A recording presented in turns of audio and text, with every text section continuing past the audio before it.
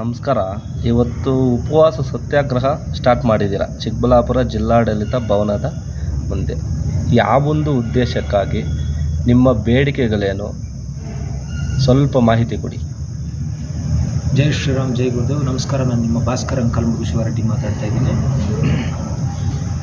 ಇವತ್ತಿನ ಉಪವಾಸ ಸತ್ಯಾಗ್ರಹದ ಮುಖ್ಯ ಉದ್ದೇಶ ಏನು ಅಂತಂದರೆ, ಫಂಡಮೆಂಟಲ್ ರೈಟ್ಸ್, ಜನಸಾಮಾನ್ಯರ ಮೂಲಭೂತ ಹಕ್ಕುಗಳನ್ನ ಕರ್ನಾಟಕ ರಾಜ್ಯ ಸರ್ಕಾರ, ಈಗ ಆಡಳಿತ ಮಾಡ್ತಾ ಇರತಕ್ಕಂಥ ಕಾಂಗ್ರೆಸ್ ಸರ್ಕಾರ ಅದನ್ನು ತೇಜೋವಧೆ ಮಾಡ್ತಾ ಇದೆ. ಫಂಡಮೆಂಟಲ್ ರೈಟ್ಸ್, ಮೂಲಭೂತ ಹಕ್ಕುಗಳೇನಿದೆ ಅದು ಪ್ರತಿಯೊಂದು ಸಾಮಾನ್ಯ ಮನುಷ್ಯನಿಗೂ ಕೂಡ ಒಂದೇ ಆಗಿರುತ್ತೆ. ದುಡ್ಡಿರೋವನಿಗೊಂದು, ಬಡವನಿಗೊಂದು ಆ ಥರ ಇಲ್ಲ ಸಂವಿಧಾನದ ಫಂಡಮೆಂಟಲ್ ರೈಟ್ಸು. ಆದರೆ ಇವತ್ತು ಈ ಕಾಂಗ್ರೆಸ್ ಸರ್ಕಾರ ಯಾರಿಗೆ ದುಡ್ಡಿದೆ, ಯಾರು ದೌರ್ಜನ್ಯ ಇರ್ತಾರೆ, ಯಾರು ಮೋಸ ಮಾಡ್ತಾರೆ, ಯಾರು ಕ್ರಿಮಿನಲ್ ಮೈಂಡೆಡ್ ಇರ್ತಾರೆ, ಯಾರು ನಕಲಿ ಬಿಲ್ಲುಗಳನ್ನ ಮಾಡ್ಕೊಳ್ತಕ್ಕಂಥದ್ದು, ಅದು ಮಹಾತ್ಮ ಗಾಂಧಿ ನರೇಗಾ ಯೋಜನೆಯಿಂದ ಹಿಡಿದು MP ಕೋಟಾ ತನಕ ಎಲ್ಲ ಕೋಟಾಗಳಲ್ಲೂ ಕೂಡ ಯಾರು ದೌರ್ಜನ್ಯ ಇದ್ದು, ಯಾರು ಅಕ್ರಮವಾಗಿ ಬಿಲ್ಲುಗಳನ್ನ ಮಾಡ್ಕೊತಾರೆ ಅವರಿಗೆ ಬೆಂಬಲಿಸ್ತಕ್ಕಂಥದ್ದು. ಅದೇ ರೀತಿಯಾಗಿ ನಾವು ಸರ್ಕಾರದ ಅಧಿಕಾರಿಗಳಿಗೆ ಏನು, ಈ ಅಧಿಕಾರದಲ್ಲಿರ್ತಕ್ಕಂಥ MLAಗಳಾಗಿರ್ಬೋದು, ಮಿನಿಸ್ಟ್ರುಗಳಾಗಿರ್ಬೋದು, ಅವ್ರಿಗೂ ಕೂಡ ನಮಗೆ ರೈಟ್ಸ್ ಇದೆ. ಈಗ ಅವರು ಕೂಡ ಸರ್ಕಾರದ ಎಂಪ್ಲಾಯೀಸೇನೆ. ಆ ಸರ್ಕಾರದ ಉದ್ಯೋಗಗಳನ್ನ ನಾವು RTI ಮುಖಾಂತರ ಇವಾಗ ಜಂಬ ಕೊಚ್ಕೊತಾ ಇರ್ತಾರೆ. ಈಗ ಸೋಷಿಯಲ್ ಮೀಡಿಯಾ ಮೀಟಿಂಗ್ಸಲ್ಲಿ ಜನರ ಮುಂದೆ ಚಪ್ಪಾಳೆ ಹೊಡಿಸ್ಕೊಳ್ಳೋದಕ್ಕೆ ನಾನು ಇಷ್ಟು ಸಾವಿರ ಮನೆಗಳು ತಂದಿದ್ದೀನಿ, ನಾನು ಇಷ್ಟು ಕೋಟಿ ಅನುದಾನ ತಂದಿದ್ದೀನಿ ಅಂತ. ಆದರೆ ನಾವು ಈ ಪ್ರಪಂಚಕ್ಕೆ ಬಂದು 30 ವರ್ಷ ಆಯಿತು, ನೋಡ್ತಾನೆ ಇದ್ದೀವಿ.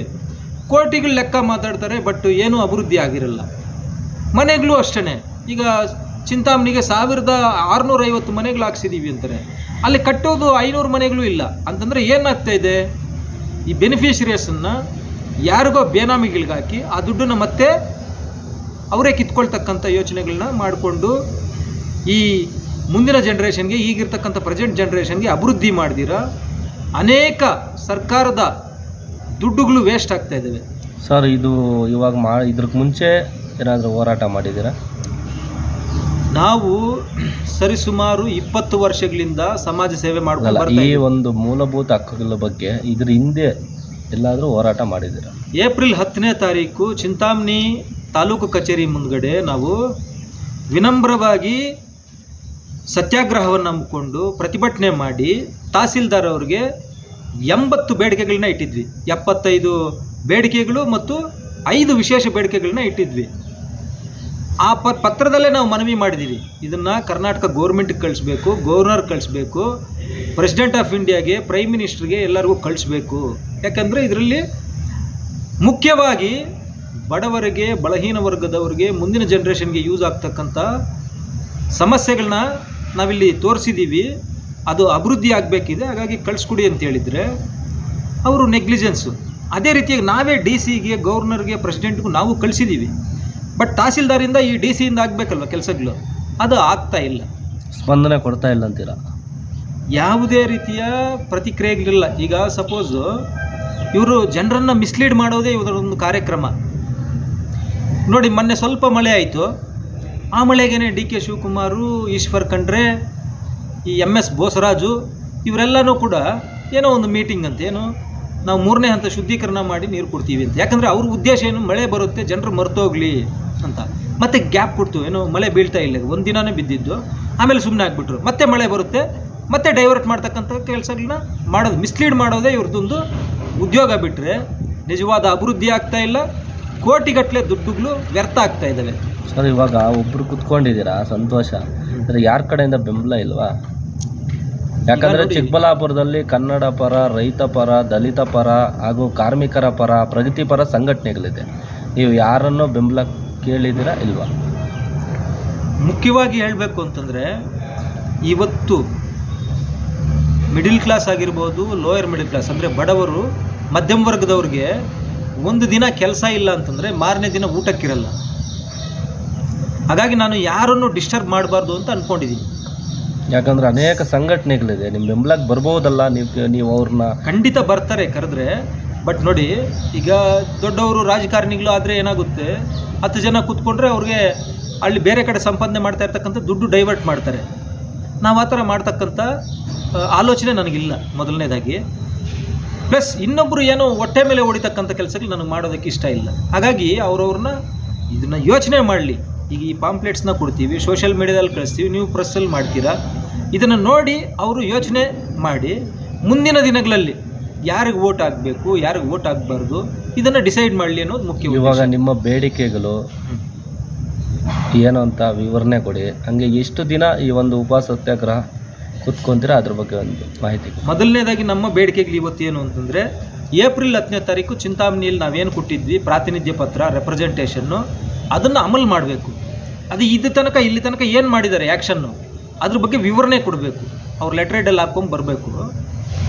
ನೆಕ್ಸ್ಟು ಅಧಿಕಾರಿಗಳು ಸಂವಿಧಾನಬದ್ಧವಾಗಿ ನಡ್ಕೋಬೇಕು. ಪ್ರತಿಯೊಬ್ಬರಿಗೂ, ಈಗ ಬಡವರಿಗೂ ಕೂಡ ಅವಕಾಶ ಮಾಡಿಕೊಡ್ಬೇಕು. ಇವತ್ತು BPL ಕಾರ್ಡ್ಸ್ನ APL ಮಾಡಿಬಿಟ್ಟಿದ್ದಾರೆ ಅನೇಕ ಜನರದ್ದು. ಮೊದಲಿಗೆ ಏನಿರ್ತಾ ಇತ್ತು ಅಂತಂದರೆ, ಸಂವಿಧಾನದಲ್ಲಿ ಯಾರೋ ಒಬ್ಬರು ಇನ್ಕಮ್ ಟ್ಯಾಕ್ಸ್ ಕಟ್ಟಿರ್ತಾರೆ ಅಥವಾ ITR ಫೈಲ್ ಮಾಡಿರ್ತಾರೆ, ಆ ವ್ಯಕ್ತಿಗೆ ಹಕ್ಕಿ ಸಿಗ್ತಾ ಇರಲಿಲ್ಲ.